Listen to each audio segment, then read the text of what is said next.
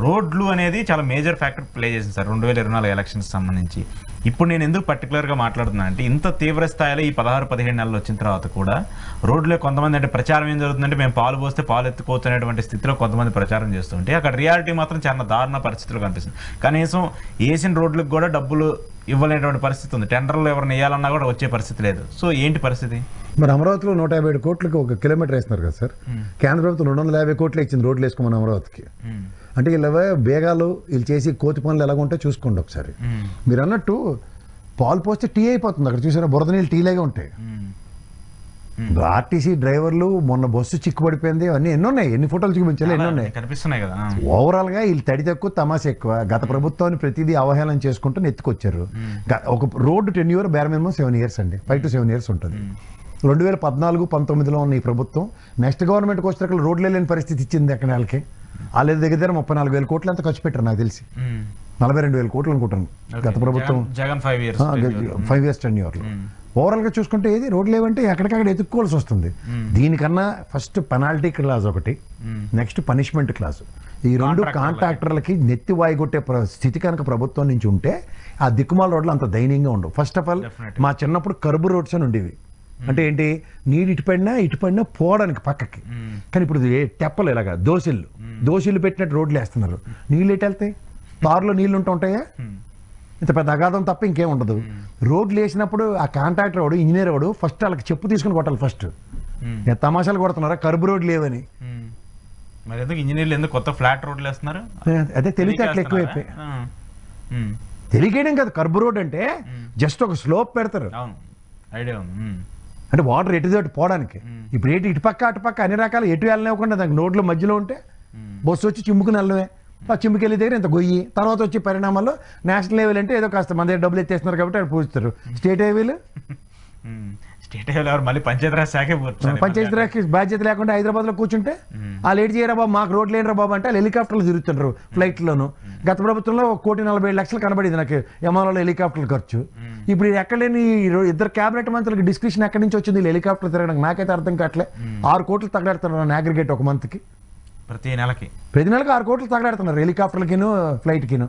మా పవన్ కళ్యాణ్ సార్ అయితే ఇక్కడ నుంచి బ్రేక్ఫాస్ట్ తినడానికి ఆడికి వెళ్తాడు, దీని తాడేపల్లి ఆఫీస్కి వెళ్తే హెలికాప్టర్లోనే వెళ్తాడు. భూమి మీద కాలే పెట్టట్లేదు ఆయన. కనీసం ఆ రోడ్ల మీద వెళ్తే ఆ రోడ్లు ఎలా తెలిస్తే పరిస్థితి చాలా దారుణంగా ఉంది. ఇలాంటి పరిస్థితులు ఇంకా దారుణంగా ఉంటుంది వర్షాలు వరదలు వచ్చినప్పుడు. ఇది ఎత్తిపోయినట్లు లెక్క మొత్తం 13 జిల్లాల్లో ఇంకా సభకు నమస్కారం రోడ్లు. మరి ఈ మన బాధలు కానీ ఆర్టీసీ కూడా బాధలు ఎలా ఉంటే చూడండి. ఆ బస్సులన్నీ కూడా గుంటల్లో పడి డ్యామేజ్ అవ్వడం తప్పితే యాక్సిడెంట్ అవ్వడం. ఫస్ట్ నేను అంటే మన ప్రజలకు కూడా అవగాహన కల్పించాలి సార్. మనం వెర్రివేదవల్లాగా రోడ్ ట్యాక్స్ బండ్లకు కానీ లేదా కార్లకు కానీ అన్నిటికీ 15 ఏళ్ళు కడుతున్నాం.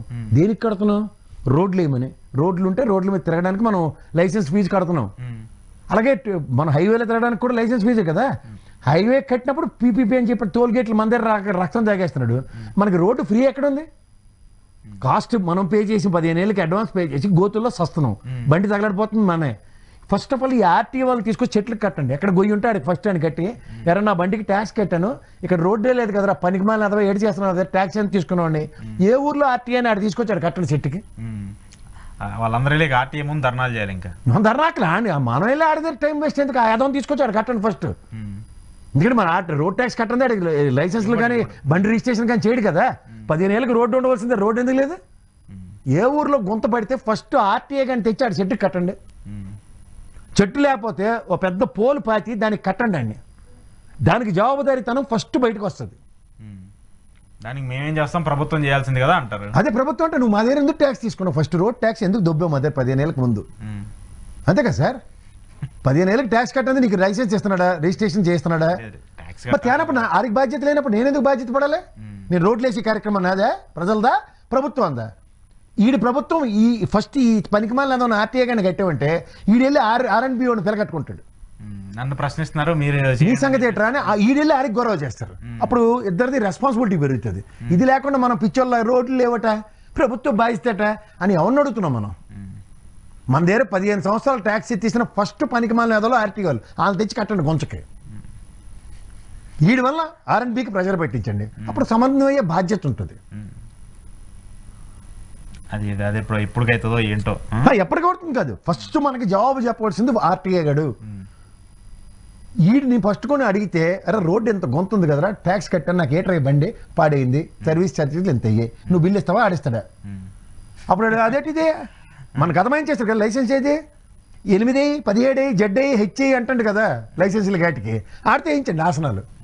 సగం యాక్సిడెంట్లు రోడ్ల వల్లే కదా జరుగుతుంది ఇప్పుడు.